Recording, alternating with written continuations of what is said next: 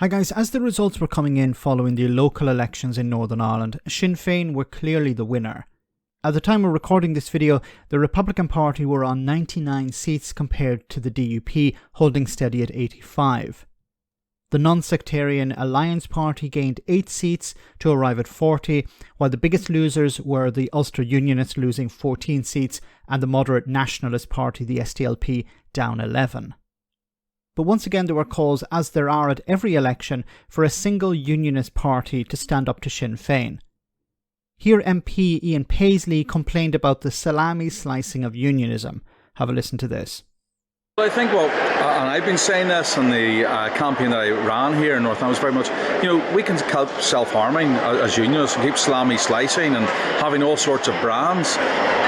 All we're doing is diminishing the strength that unionism is. I mean, this town is over 60% unionist, but on a small poll of 45% turnout, less than 60% of that is coming back as unionist candidates. Now, we've got to say, do we keep damaging ourselves for the luxury of individuals or individual parties just to put one over on someone? There has to be a coming together. There has to be an umbrella movement within unionism that brings us all together and takes us forward, because there's big opportunities for Northern Ireland. There's also big challenges for Northern Ireland. Some of those challenges, for example, could drive people to say, well, let's have a border poll. But if unionism is all over the place and doesn't bother coming out and isn't inspired, even though we're in a majority, we will not therefore be successful. And that's what Sinn Féin wants. So we have to inspire those unionists, get them together, pull them together, galvanise them, and get them all out in unity behind one large party.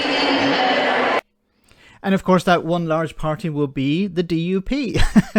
So we always hear this after elections in Northern Ireland, be them local elections or parliamentary elections.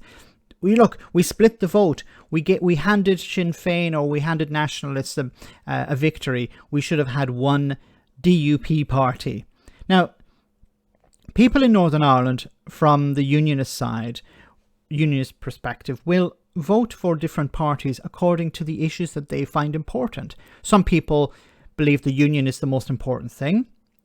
Some people believe the Northern Ireland Protocol is the most important thing. Some people care more about cost of living and bread and butter issues. And that's why I believe there's more support going towards parties like Sinn Féin, ironically, but also the Alliance Party. The Alliance Party picked up a number of seats, and I think they're benefiting from unionists who are sick and tired of their politicians focusing on issues that don't affect them, that are not important to them. So the Northern Ireland Protocol, the DUP are constantly banging on about the Northern Ireland Protocol. The TUV constantly talking about the Northern Ireland Protocol. When there's a crisis in Northern Ireland when it comes to the NHS, cost of living, jobs, things like this. So instead of focusing on those issues, the DUP and the TUV are focusing on more, political issues. This, of course, is driving people away. Now, it seems that the DUP didn't lose support, but a lot of their support base didn't bother to turn up. Because they see now that, well, yes, I can vote for the DUP, but what do they actually achieve? What do they actually do? At the moment, they're blocking the executive from forming.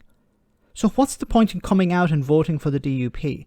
They haven't lost support as far as I know, but their support base just stayed at home, it seemed. And Sinn Féin benefited from that. Now, I don't know if unionists are actually coming out and voting Sinn Féin, but if Sinn Féin are saying we need to get the executive up and running, the Alliance Party are saying we need to get the executive up and running, we need to do something, then of course people are going to come out and vote for that.